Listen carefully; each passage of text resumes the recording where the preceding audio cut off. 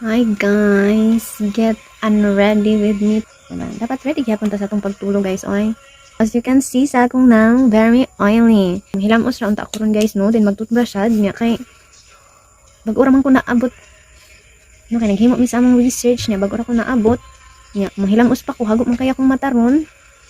So digid pareha kago sa akong mga kauban, no? Pero hago ihapon akong mata. So di lang sa atong mahilamos guys. Wala sa type ang toothbrush ron. Ang importante, makuha niya atong oil sa atong naong kay mag-produce naman siya another oil. Aron dili times 2 ang oil. Diba? So, gusto niyo ang tangon, guys. Diba? Kaya mag-sleep na ta. So, look at the oil, guys. No, very oily. Look at the oil, very oily. Langan.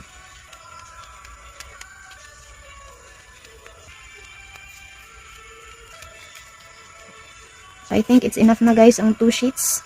So, proceed na ta sa atong lips. But, before ta mamutang og kuan lip glow serum sa atong lips, mainom sa siguro tag tubig guys.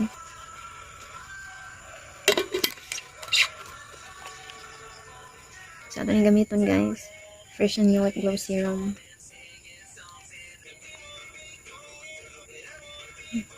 Bahala ko tayo pang toothbrush guys. Mamutang lang taan kay mag-toothbrush na tauma. Okay, ibiin na. Handlock na ta sa gawas. Very scary.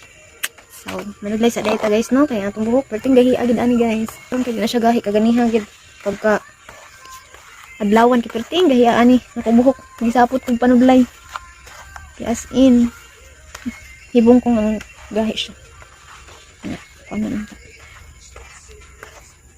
No, so I think I'm ready to sleep na guys. And di na to kalimutan na mag-pray and magpasalamat sa Ginoo nga nahuman nga tong adlaw karon and very productive gyud. So always pray and be thankful. Bye.